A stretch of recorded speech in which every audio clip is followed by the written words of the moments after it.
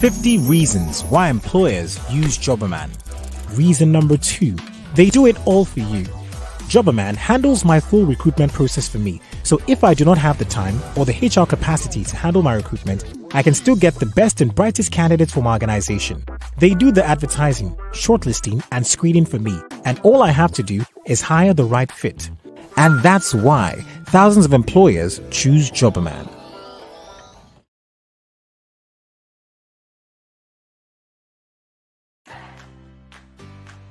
We need to find someone with experience in the tech industry. And they must be a good cultural fit for our company. What about contacting experienced candidates who have worked in similar roles?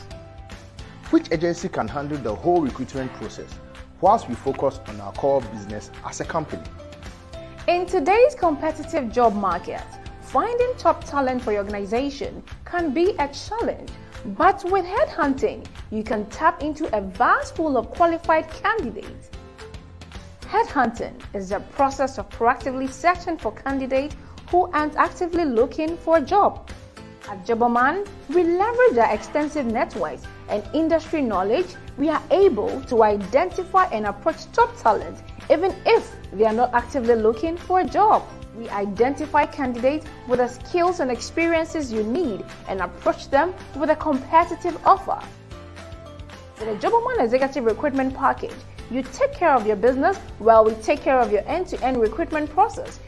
You save time and money, you get reliable expert advice, and ultimately, your confidentiality is absolutely guaranteed. Find your next top executive with ease. Speak to our headhunters today.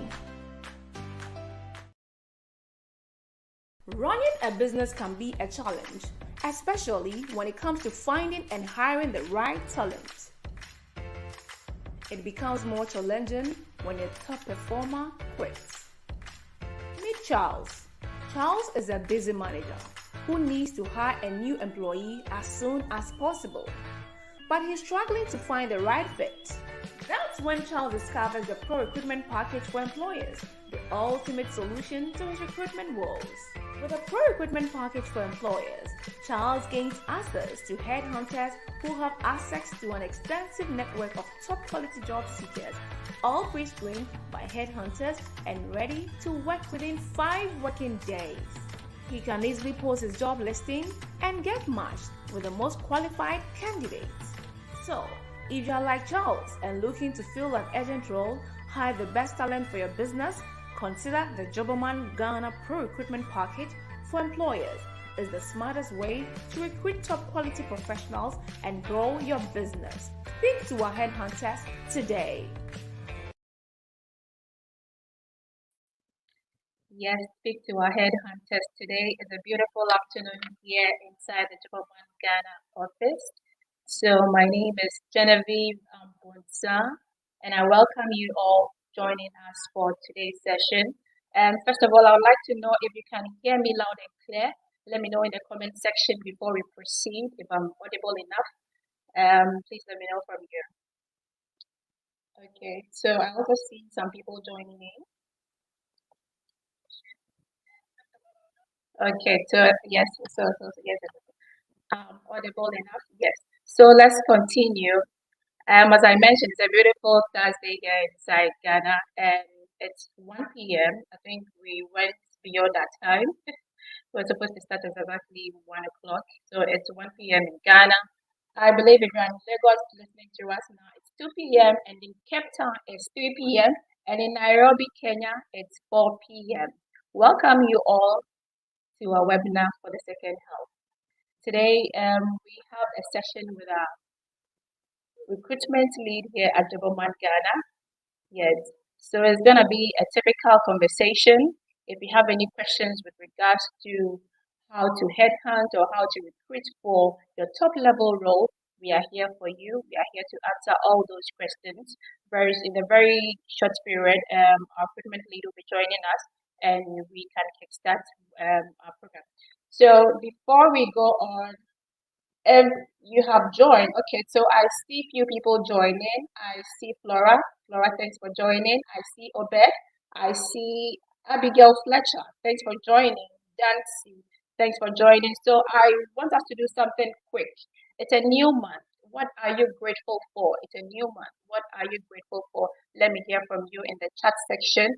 And as we begin our session with our headhunter, if you have any question and you can't even type it in the comment section, you can also send it to us on our WhatsApp channel. It's 054 290 4650. 054 We are there on WhatsApp. And you should also take note that we are live on YouTube and on Facebook and Instagram. So whichever channel you are on, let me know and I'll give you a shout out from here.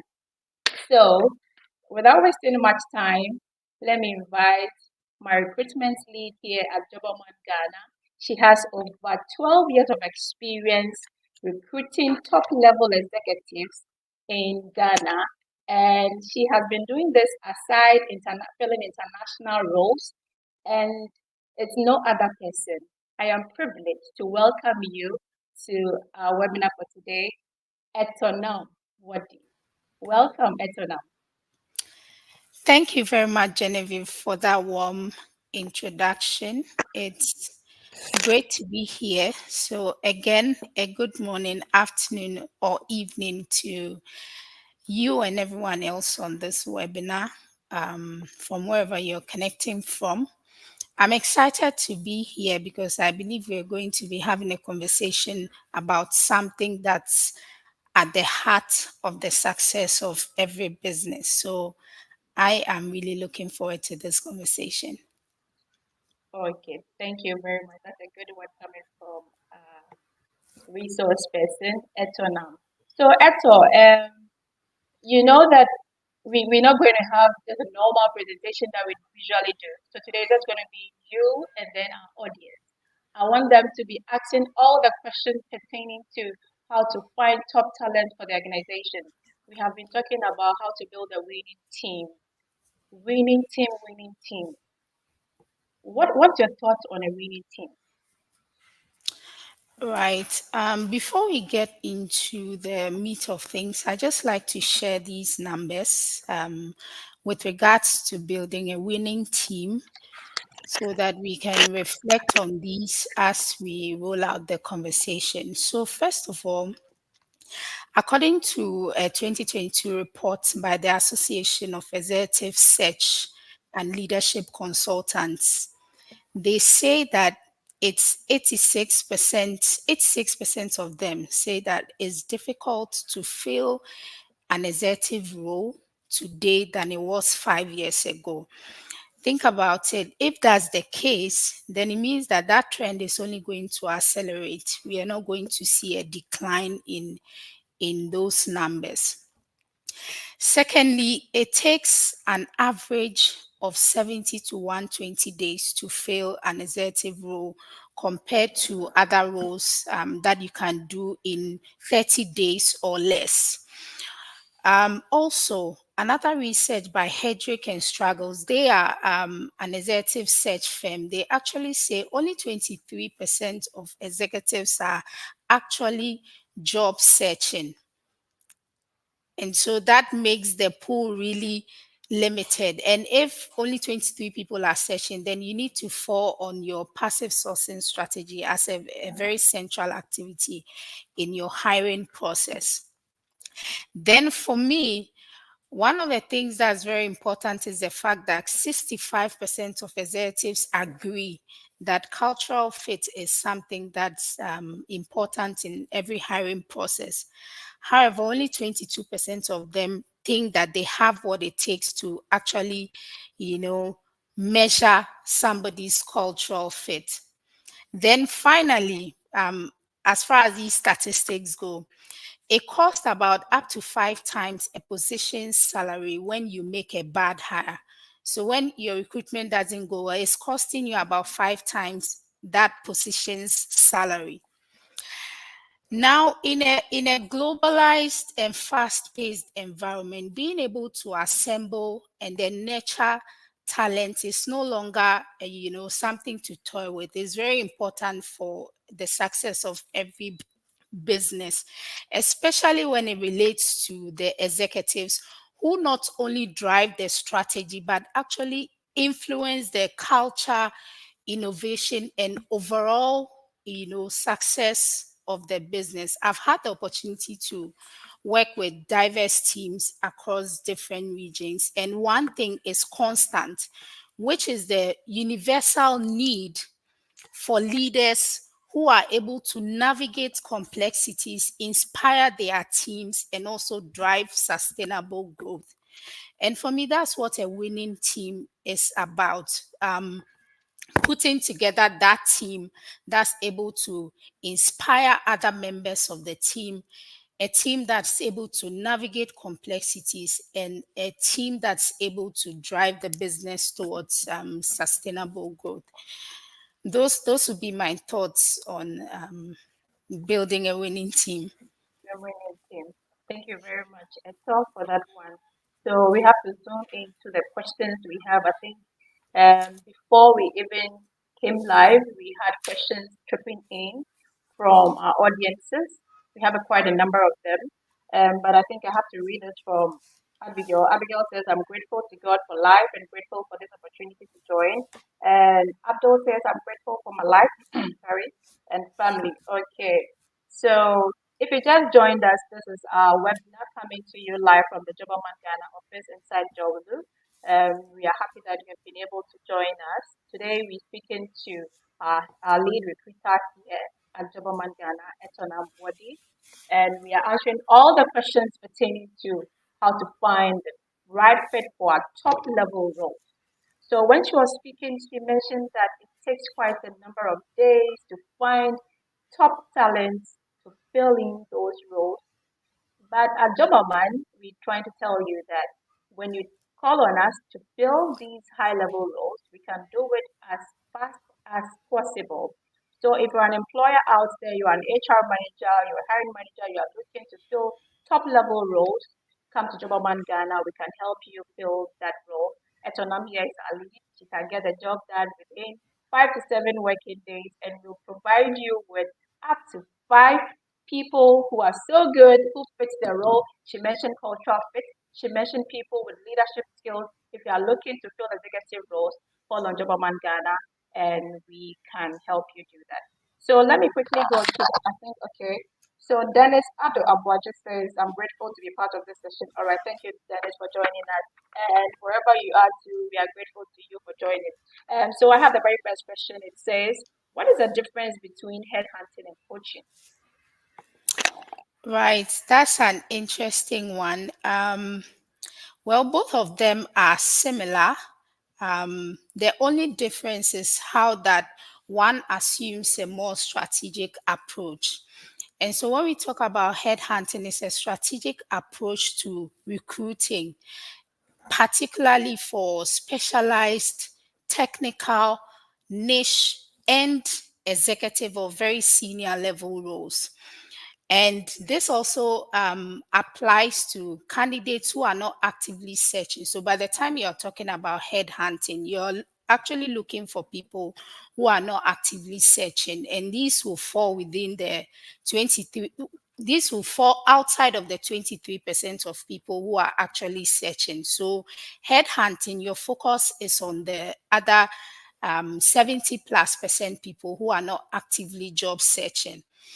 Headhunting will also require you not to, explore the traditional approach to looking for talent, which is probably placing an ad and waiting for people to apply. So you would need to fall on sources like extensive networks, industry knowledge, actually deep researching potential candidates that you can reach out to. Poaching, on the other hand, refers to, targeting someone within your competitor space, and then reaching out to that person with the aim of pulling them to your side. And usually poaching is a component within headhunting, but usually has a negative connotation to it because it definitely impacts the work or process flow for your competitors. It disrupts their workflow. So that's typically the difference between the two. Headhunting assumes a more strategic approach to looking for talent that is not actively searching, and then poaching is more operational or tactical. I think, yeah.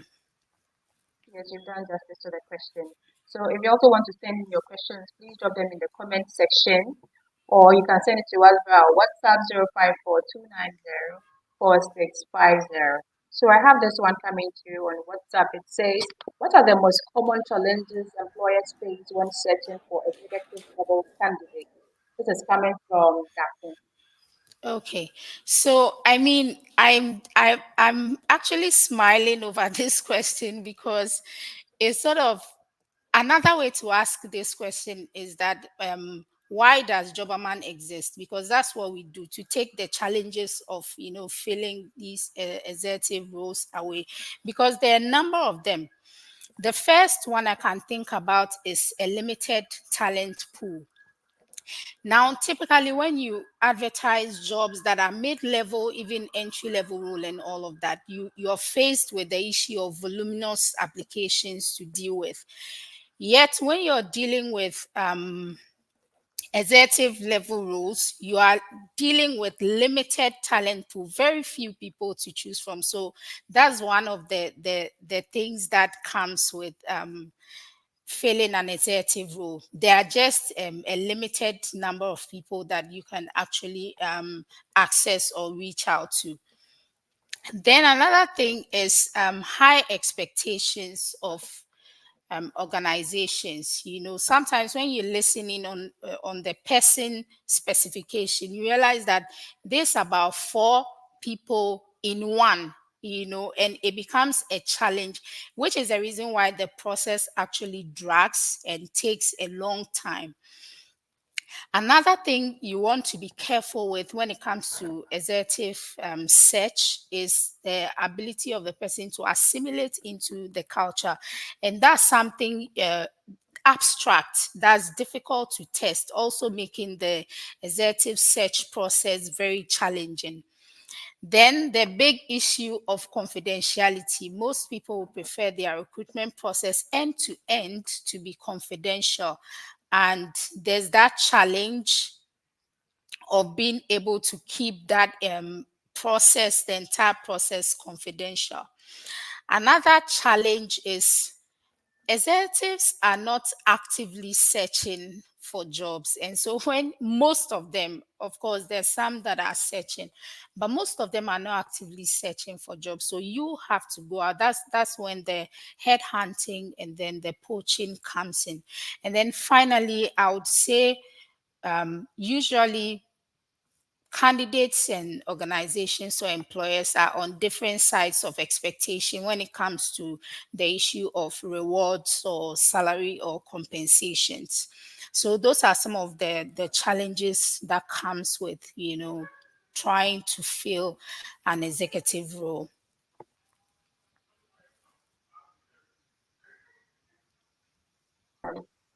Thank you very much for that response over there. So there is also a comment from Abigail. Abigail says, how do you approach sourcing candidates for niche or highly specialized executive roles? Genevieve, can you take that question again? How do you approach sourcing candidates for niche or highly specialized executive roles? Again, that's where we come in, isn't it? Okay, so like I mentioned earlier, executive searches cannot assume the traditional approach when it comes to sourcing. So there are a number of strategies that I can share.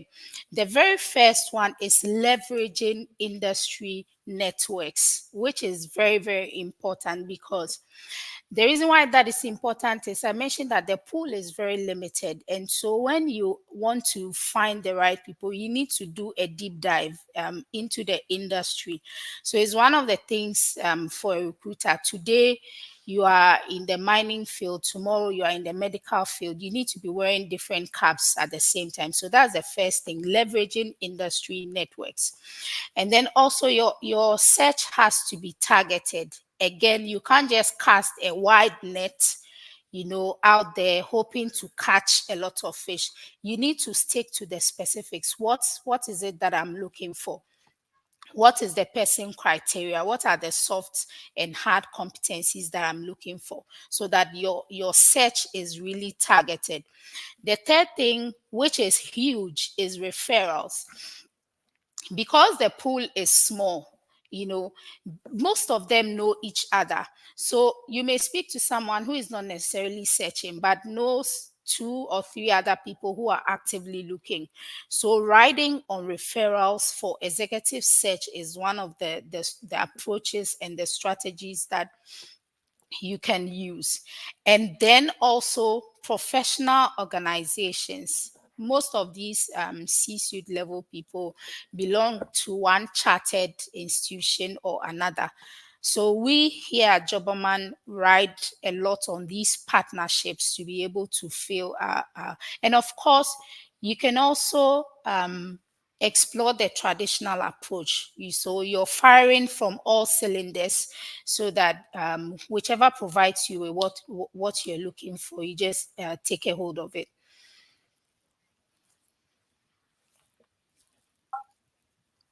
Thank you, Eto.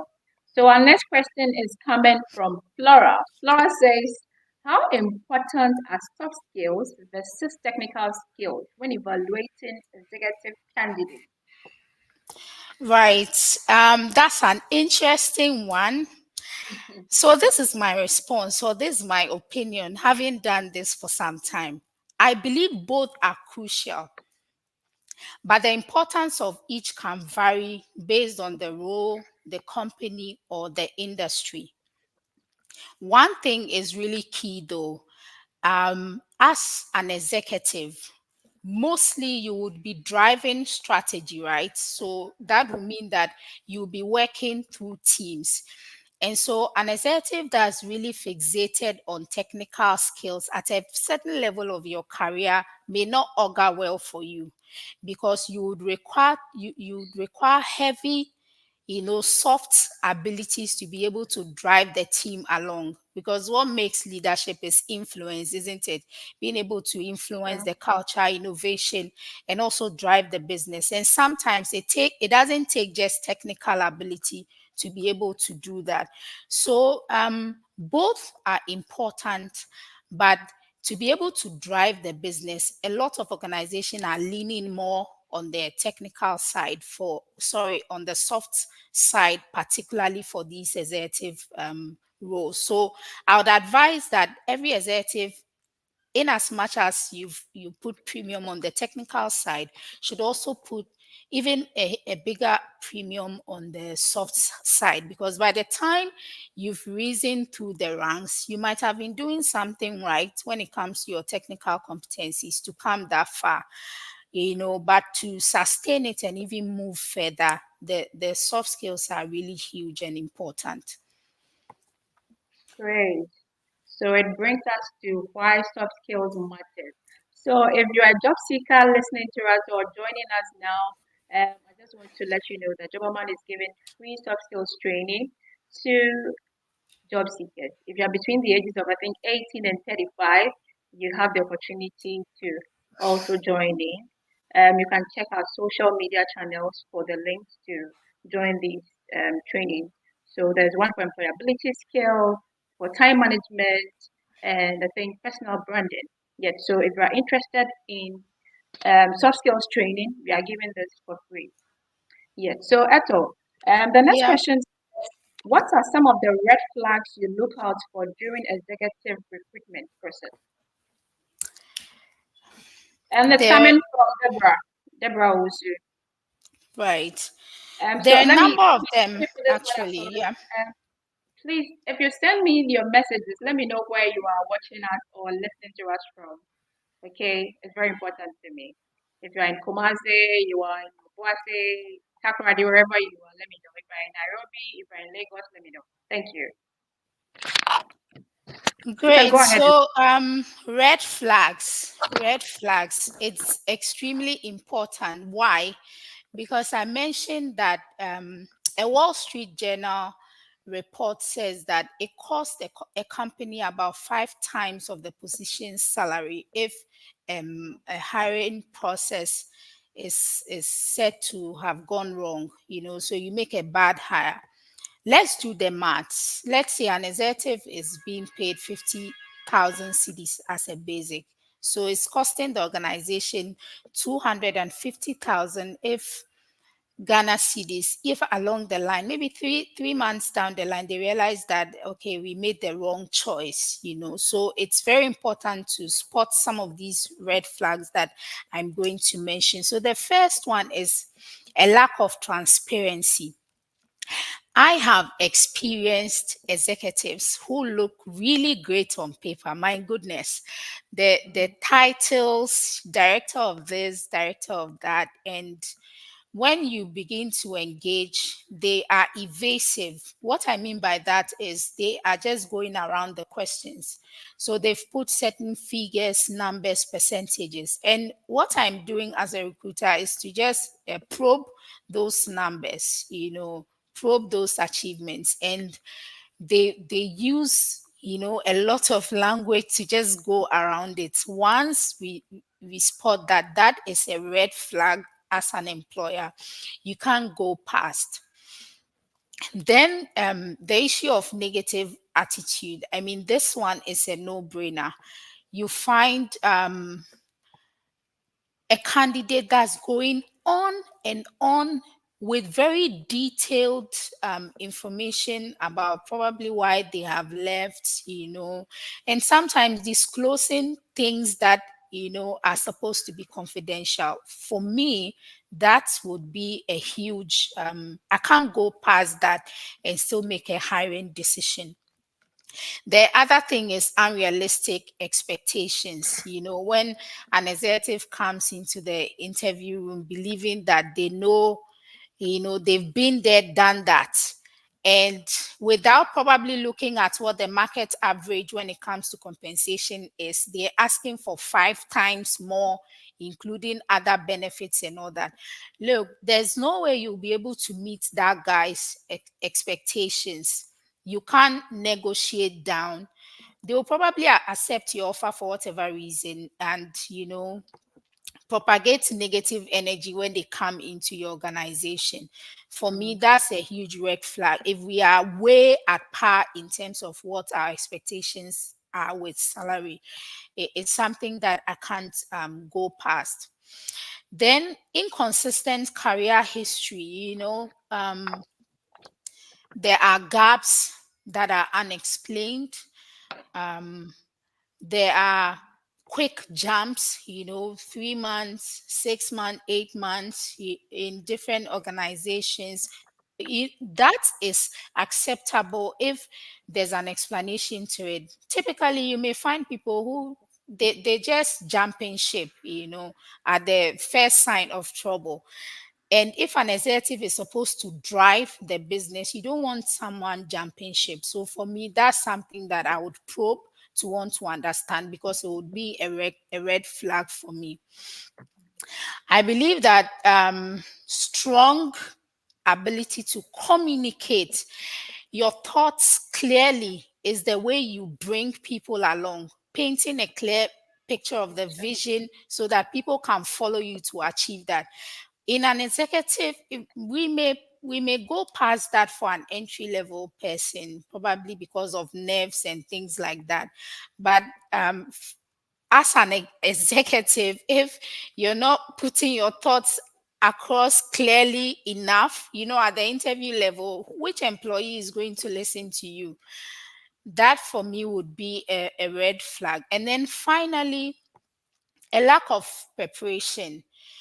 Executive recruitment is serious business, and I expect that if I give you ample time to prepare to engage with me, like we're having this Q&A now, you should come prepared, you find people who come in late multiple times, attaching no importance at all to the process. That person will be problematic from experience. So for me, these will be some of the red flags to look out for when you are executive searching. Okay, thank you very much, Eto. So I have this one coming in from Selena. Selena says she's joining us from Mataheko. Okay, so she says, what are the key qualities you look for in executive candidates that might not be apparent on the CV? A number, a number of them actually, because the truth is there are some things that you just can't test just by reading somebody's CV, right? The first one is the person's leadership style. Okay. You've seen that the person has led this and led that, but how do you ascertain what kind of style of leadership this person has? Because then it impacts the rhythm, of how things happen within the organization. If you go and bring a despot or a despotic person into an environment that is more liberal, they're going to struggle both ways. Employees will be struggling, leader will be struggling. It's one of the things you can't tell just by reading someone's CV. I think these days it's generally accepted that core to leadership is your ability to manage your own emotions and interpret and manage the emotions of others. I cannot tell somebody's EQ, emotional intelligence quotient, just by reading their CV. I would have to do more to be able to access something like that. You also can't test somebody's ability to be a cultural fit just by reading their CV. I was going to ask you that question after this. How do you Yeah, identify the so cultural fit? I'm sure, I'm sure we'll get into that. A person's ability to adaptable, ability to even communicate, ability to drive vision, ability to be strategic in their thinking. All these are things that are listed in the CV, but you would have to do some probing to be able to ascertain that these things are actually true. Yeah. All right, Eto. So our next question says, what strategies do you use to attract passive candidates who may not actively seek a new role? I think that those would be the same approaches to a question that you asked earlier about how to. You asked the question. It's pretty much the same things. So Mm-hmm. if someone is not actively searching, no matter how much you advertise, you're never going to collide with them, isn't it? Yes. So Sure. the first thing is to leverage industry networks, as I mentioned earlier. The other thing is to fall heavily on professional bodies. Make sure you are in constant touch with them. The other thing is to also leverage referrals because the pool is small. Most of them know each other. They know who is searching and who is not searching. So you find the executive from the executive. But ultimately, it is assuming a more strategic posture when it comes to filling executive roles. So instead of making it an on-demand activity, it's something you need to plan for. And usually organizations that develop leadership pipelines are able to tell maybe in a year's time, 2 years' time, 6 months down the line, this position is going to be vacant, and we need to start having conversations on filling them. That's where headhunting comes in, which is a more strategic approach to filling these executive roles. Okay. So I think a counselor is asking, how do you know if a candidate is hardworking and faithful during the recruitment process? He is watching us from Facebook. Yes. So Great. I think that ties in with the fact that there are certain strategies that you need to adopt when hiring a candidate. An executive candidate, to be precise. The process needs to be very structured so that you will be able to measure some of these things. There are actually ways to measure some of the things that you find in CVs and some of the things that a candidate is telling you. For example, we adopt the behavioral interview approach, sometimes even situational interview approach. Then, particularly for leadership, these days, I always used to say that cultural fit is almost impossible to assess, but these days they've even developed cultural assessment tools and leadership assessment tools. All these tools are designed to be able to test some of the things that our brother is asking. And these are on the pricey side. These tools, before you administer them, an organization has to make some level of financial commitment to make that happen. But if you ask me, I would say it's worth it. Over here at Jobberman, we seek the consent of our clients who are willing to pay to purchase and administer some of these instruments so that we are making the right decision the first time.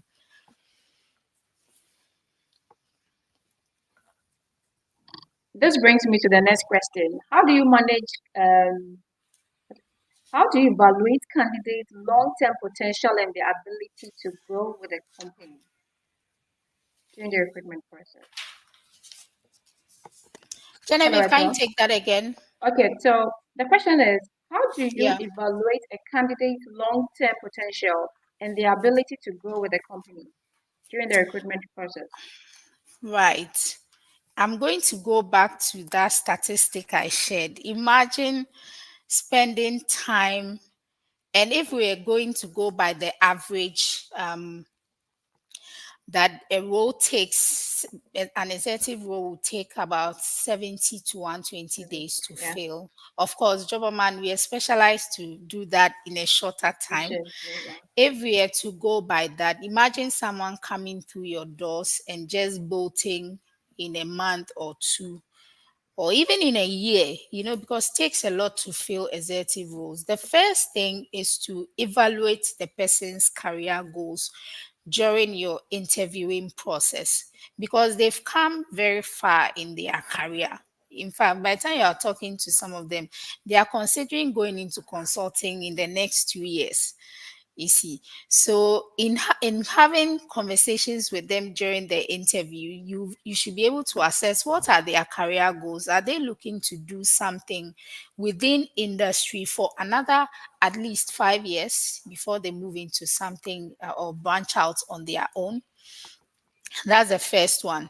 The other thing is to also assess their cultural fit because research has shown that when a person fits into an organization's culture, they are more likely to be satisfied with their job and they are more likely to be engaged. And engaged candidates are likely to stay on longer than someone who is disengaged. If you are able to answer that question of cultural fit, then you would be able to tell a person's longevity in a role.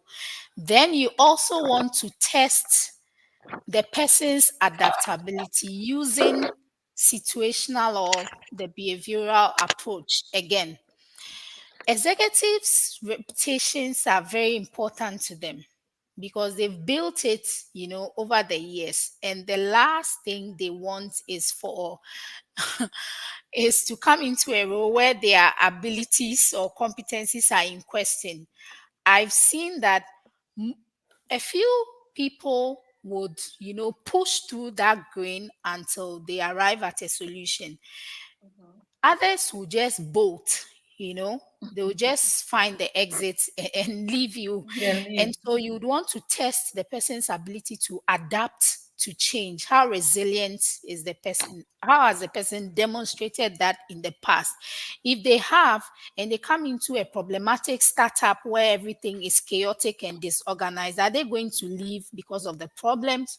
Or they have a track record of staying in such places and helping to structure such spaces. So those are some of the things that you should be looking out for. And also assess the person's trajectory of continuous learning. Anybody that's committed to continuous learning most likely will be able to adapt to change because they will be able to navigate more easily. So if you can track the person's commitment to continuous learning, it also gives you a picture of the person's ability to stay long in a particular role. Okay, thank you, Eto. So my next question is, what are the most effective ways to assess? You've already spoken about leadership, but what is the most effective way to assess the leadership potential during the process, the recruitment process? Okay, so I'm going to go back again. The best way to assess what somebody can do, right, is what they have already done before. And people who have done something before have the ability to articulate it in a way that lets you know. Okay, Okay, so if you're running an executive search interview process that's haphazard, you're going to have problems. So it has to be really structured. And I have my own reservations about administering aptitude tests to executives. Personally, I really don't believe in that, but you can. somebody asked that question. Yeah, I think I saw that. You can adopt other assessments that are more comprehensive, more detailed, that will pull out, the person's leadership competencies, leadership style, etc. Okay, So for me, it will be a combination of case studies, a combination of behavioral situational approaches, and then also adopting administering leadership. And I'm being specific here. I'm not saying assessment or aptitude tests. No, I'm saying leadership assessment tools. Those are more comprehensive to give you a snapshot. And the truth is, you need to be prepared to be surprised because a tool can't show you everything someone is. It gives you enough information to be able to make a decision. okay. So, and your Durrell, I hope you have been answered over there. So, Eto, this brings me down to employers. We are Right. talking about how people get interviewed and how we get to connect these top level people to different opportunities. So for employers out there, how do they make themselves very attractive so that somebody sitting somewhere would say, I would love to work with this company. I'd love to be here. I'd love to be there. What can they do to make their brand very attractive to top? Genevieve, I think you were breaking there. Can you hear I me didn't now? quite, yes, I can hear you now. Okay. So Yeah. I raised the issue of we talking about being attractive to employers.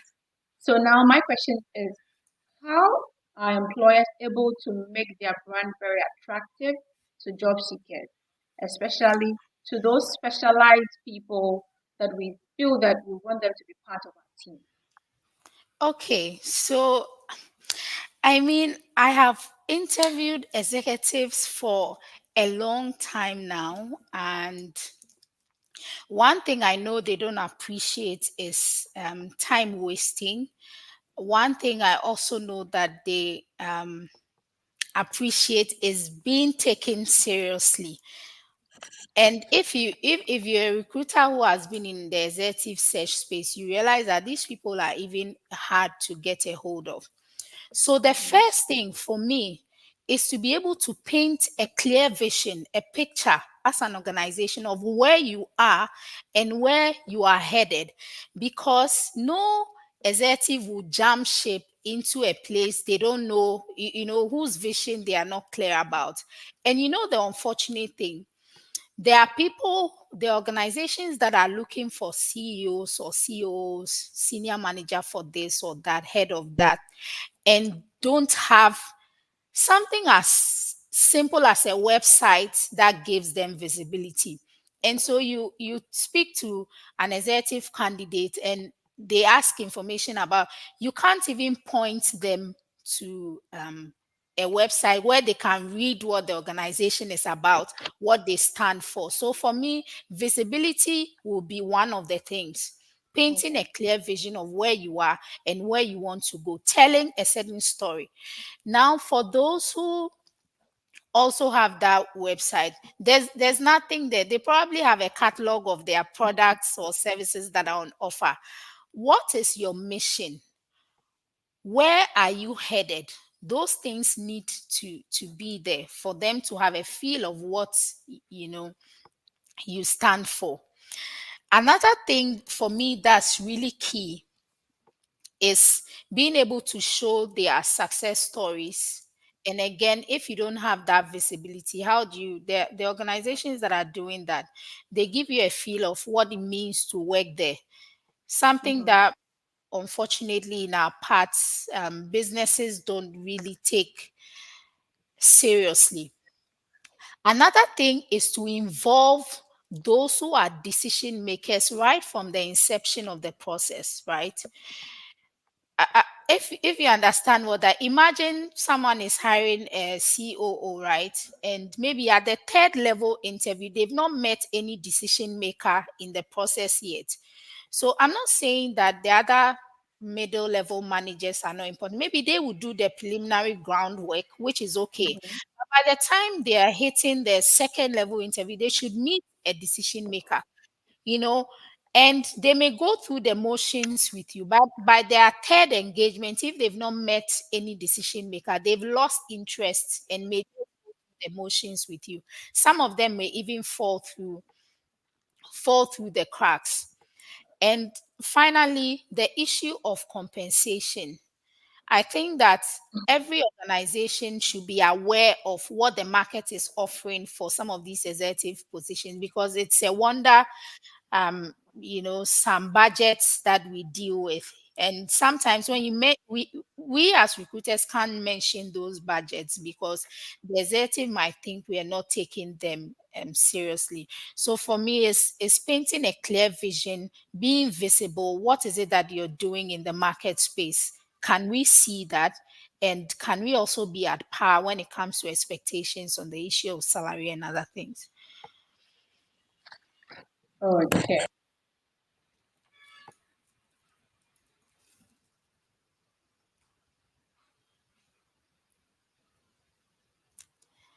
Genevieve, I'm not hearing anything.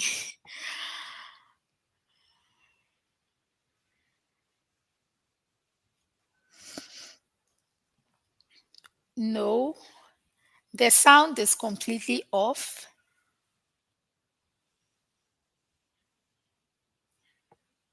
Maybe you can check if others can hear you, but I can't hear you.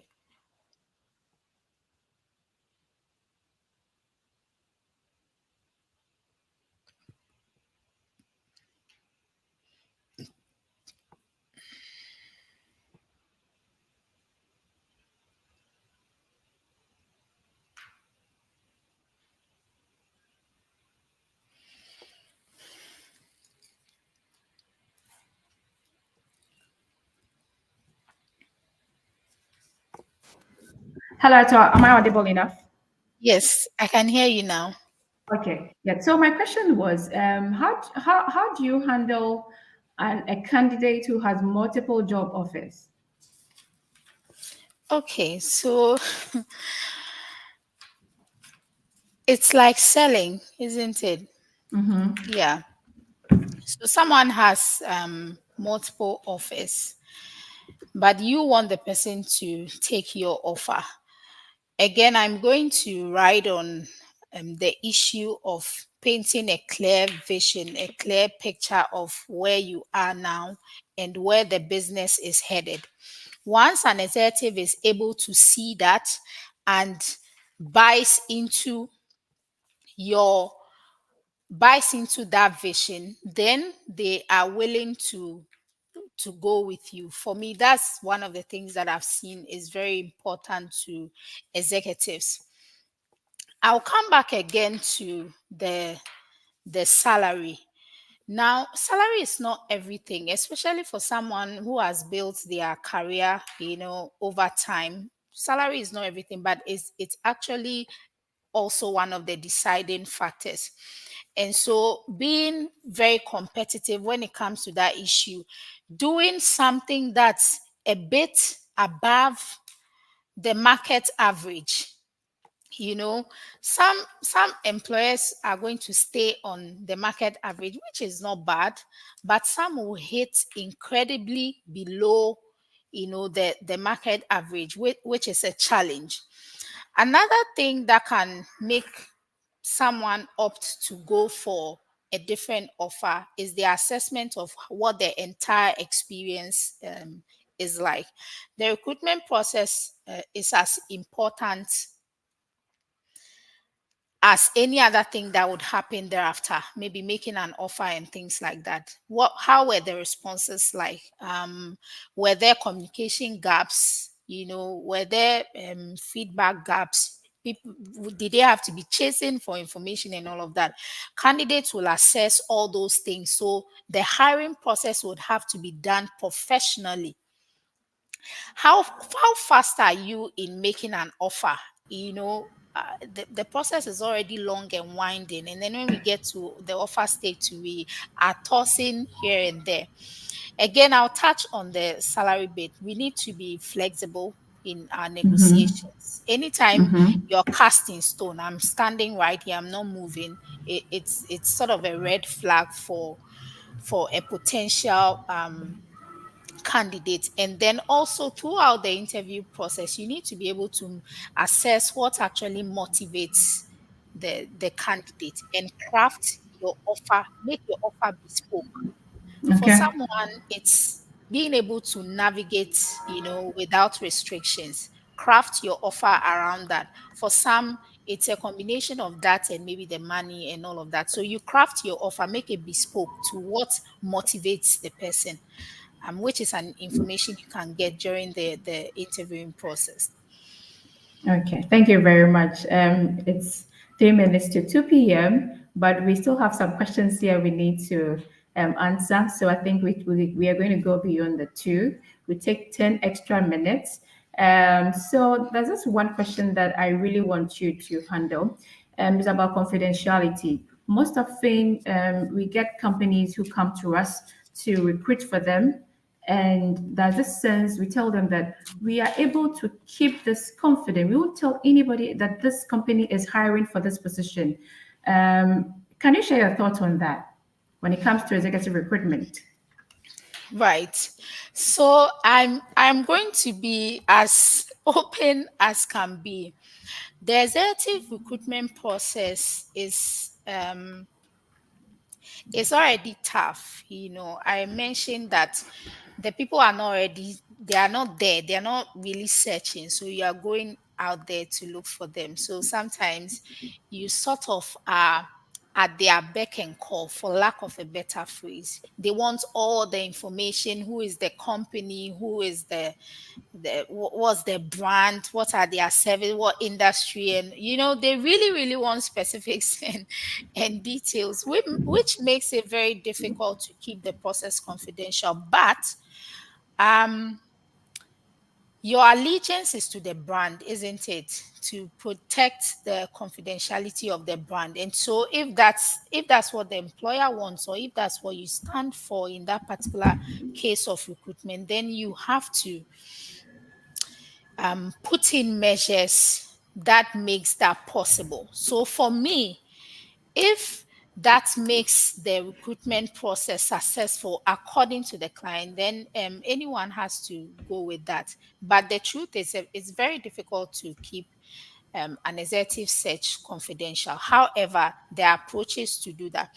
So the first thing is to keep the communication discreet during the entire process, right? Okay. So social recruiting these days allows us to recruit, engage candidates on all platforms. You can do WhatsApp, which is easier and faster, isn't it? But if you're doing a recruitment that's supposed to be confidential, particularly as it applies to executive search, you would want to limit your conversations to emails. And even that, if you can make your communications as vague as possible, assuring your candidates, though, of the credibility of the brand. So you can paint a picture of what they should expect without necessarily mentioning the name What if of you the meet brand. A stubborn candidate? You meet a No, stubborn quite candidate who frankly, says, if you don't tell me the name of the company. yes. So, quite frankly, I've had some candidates fall off because their allegiance again is to the brand. Unfortunately, yes, unfortunately, except that after the process, if you go to the employer and say, hey, I found someone who is this strong, but the person was probing for information, so I've had to let the person go. Sometimes they prefer to engage directly. I don't know if that makes sense. Okay. Yeah. But then another thing is to have all the parties involved in the recruitment process sign an NDA, to just protect the process end to end so that information doesn't go. All the parties involved are susceptible to accusation if an information goes out. So we are signing a non-disclosure agreement to just protect the process. Also establishing internal policies that clearly outlines the fact that for our executive searches, we prefer for them to be confidential. I think that my final thoughts on that will be to restrict access to sensitive information to only those directly involved in the In hiring the process. So process. not leaving information haphazard.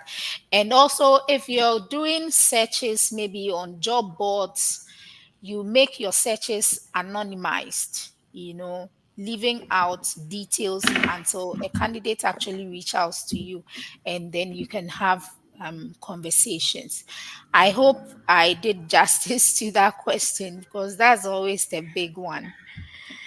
Okay, so in the world of AI, currently wherever you pass, you hear AI, artificial intelligence, and all that. So we have a question for you. It says, Yeah. how do you see the role of AI and automation evolving in the recruitment process? And what impact do you think it will have on headhunting? This is coming from Abuaji Osu. Right. So, I mean, we are living in it now. Maybe if 10 years ago we would have been talking about it as though it's the future. But today, We are living it. we're living in it today. And it has significantly impacted what we do. And so when we go out to engage the market on best practices on landing new opportunities or navigating the job terrain, one of the things we really highlight is the place of AI in the issue of recruitment, because everything is automated. In fact, before your CV will get to the table of somebody to reach out to you, it would have gone through a process. It takes a process. Now, if you if you're on this webinar, any application you do will hardly go to an actual human being. I'm sure you notice, gone were the days you would have to send your application to a particular email address, but these days it just goes into a system, goes through different processes, which will probably be a conversation for another day before getting onto a recruiter's table. So yes, Sure. the game has evolved and it's only going to accelerate, as I always say. Okay, thank you very much, Eto. So, in as much as we are talking about headhunting, we have some job seekers asking questions about other things. So, I think since you're a recruiter, it would be nice to give them some answers. So I have this one coming from Dennis. Dennis says, why does it take too much time for some employers to release appointment letters, especially after congratulating you for for getting the job? Yeah, look at that. It's sometimes heartbreaking. That's coming from Dennis. Yeah, it's a challenge. And for me, I see those as ineffectiveness in the system, unfortunately, and it's peculiar to each organization. So I don't know which organization is it Abuaje encountered, but No, the yeah, organizations, I do yeah, apologize. yes, the organization whose processes are almost automated, including the offer. In fact, a very comprehensive recruitment ERP or system is supposed to automate everything up until the offer stage. So it's supposed to come in almost immediately. So those are nuances for particular organizations. Something that I can't sit here and speak it's not something that cuts across industry that I can speak to. It's not supposed to be the case. By the time you're receiving congratulations, it should come with your offer, giving you a general overview of what to expect. The little things you want to know, like when you're starting, your salary and things like that. Then after you've signed that offer, giving your consent to begin, then they'll probably give you the contracts to see that, okay, are we also on the same page on other deeper issues? Some even administer both of them at the same time. So it's a bottleneck for that within the organization that has to be corrected. It's not supposed to be best practice. It looks like that same question was in somebody's mind. Michael says that's a correct question.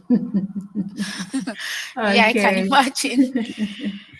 All right. So thank you so much, Eto, for joining us today for our webinar. Let me check if we have other comments, not questions, but comments. Okay. So, all right, all right. All right, all right, all right, all right, all right. We have quite a number of comments on LinkedIn and Facebook. So I know Dancy joined us, Obed has joined, Abigail Fletcher, thanks for joining. Abigail, okay, yes. So Isaac also joined from Facebook. Dennis Abwaja joined from LinkedIn. Dennis, hey, we haven't double names here. Dennis Jarvis, Bright, Councillor Braco, Mavis, Agbena, Emmanuel, Floral, okay, yes, thank you. Adi, thank you. And Dio, thank you. Samuel Abwaje, thank you for joining. Yes, you have quite a number of them. Yes, so Eto, I think the very last question will be in the situation where you give an offer as a company and it's rejected by the candidate, what do you do? You've gone through all the processes with this person, and now final. I'm giving you the offer, but this person tells me I'm no more taking it. What do you do as an employer? Yeah, you have spent a lot of time, you've spent a lot of energy, you've spent man hours. Again, going back to the fact that if that person goes, it's hitting directly on the bottom line, and these are hidden costs that are not visible. So, first of all, the approach is to engage to understand what the challenge is. And the reason it's not something that you can ignore. So for me, the first approach would be to engage the candidate to understand, it could be several things from experience. Sometimes it could be things like they getting a counter offer that looks more compelling, and then you need to make a business decision. What's your budget? Weigh your options. Are you genuinely able to beat that offer without impacting processes within your business? Then you do that because you spend time to be able to do that. The other thing that makes that happen is the delay. And again, I mentioned the recruitment process is also part of the experience that you give someone who is coming into your organization. It's just like the onboarding process. For example, what I see for many organizations, they spend money to recruit and then they leave the onboarding process. It's like some way, somehow, just figure your way out. The onboarding process is as crucial as the recruitment process. It's a Process. make or break. Many people make their decision to stay or leave during those first 90 days. So for me, the first thing would be to engage, to understand. If there's something you can do to intervene in the offer, whatever it is, you do that. If you're unable to do that, at least you would learn, things, the way the process was, something that you can use as a lesson in your next hiring. Okay, thank you very much. That was very insightful. So, Clara Boating Clara is watching us on YouTube. Clara says, very educative and informative session. Thank you very much, Etonam. Thank you, all of you who joined us on Facebook, on YouTube, and on LinkedIn. Thank you so much for today. So before we go, I'd like to share something about Jobberman Ghana. So as I mentioned earlier, Eto is our recruitment lead here at Jobberman Ghana. So if you're an employer and you're looking to fill highly executive roles or technical roles, we are here. Eto will lead the team and will find you the right fit for the roles. She mentioned leadership. If you are looking for somebody to fill that leadership role in your organization, don't look any further. Fall on Jobberman. Visit us on www.jobberman.com.gh/employer. You'll find everything about job hunting there. Sorry, about executive recruitment there. And you can also call us on 054-290-4650. Thank you for joining. And Eto. Yeah. Hello, Eto, are you there? Yes. Yeah. So we've come to the end of our webinar. Do you have any last words you want to share with employers before we go? Yeah. So there's this thing that I was thinking about, some of the mistakes that organizations make when it comes to executive search. There are a number of them. The one I want to dwell on is hiring too quickly and on your own. I mean, there's nothing, you know yourself best and are probably the best person to do your hiring. But for executive roles, you may not want to risk that.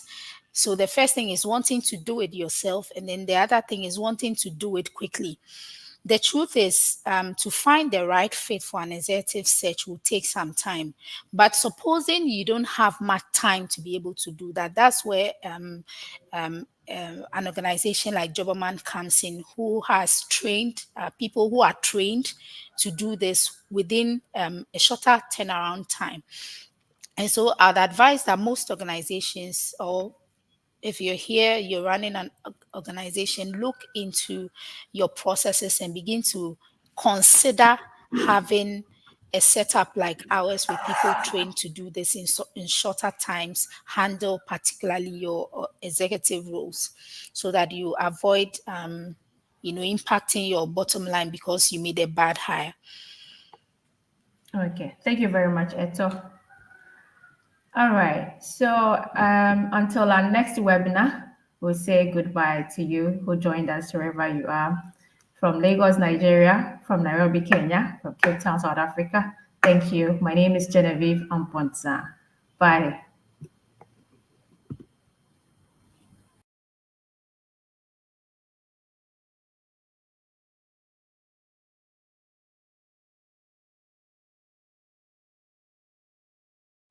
"50 reasons why employers use Jobberman." Reason number 2, they do it all for you. Jobberman handles my full recruitment process for me, so if I do not have the time or the HR capacity to handle my recruitment, I can still get the best and brightest candidates for my organization. They do the advertising, shortlisting, and screening for me, and all I have to do is hire the right fit.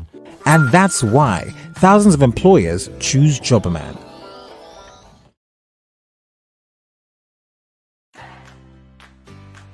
We need to find someone with experience in the tech industry. And they must be a good cultural fit for our company. What about contacting experienced candidates who have worked in similar roles? Which agency can handle the whole recruitment process whilst we focus on our core business as a company? In today's competitive job market, finding top talent for your organization can be a challenge. But with headhunting, you can tap into a vast pool of qualified candidates. Headhunting is the process of proactively searching for candidates who aren't actively looking for a job. At Jobberman, we leverage our extensive networks and industry knowledge. We are able to identify and approach top talent even if they are not actively looking for a job. We identify candidates with the skills and experiences you need and approach them with a competitive offer. With the Jobberman Executive Recruitment Package, you take care of your business while we take care of your end-to-end recruitment process. You save time and money, you get reliable expert advice, and ultimately, your confidentiality is absolutely guaranteed. Find your next top executive with ease. Speak to our headhunters today. Running a business can be a challenge, especially when it comes to finding and hiring the right talent. It becomes more challenging when your top performer quits. Meet Charles. Charles is a busy manager who needs to hire a new employee as soon as possible, but he's struggling to find the right fit.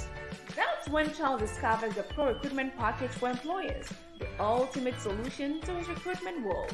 With a Pro Recruitment Package for employers, Charles gains access to headhunters who have access to an extensive network of top quality job seekers, all pre-screened by headhunters and ready to work within 5 working days. He can easily post his job listing and get matched with the most qualified candidates.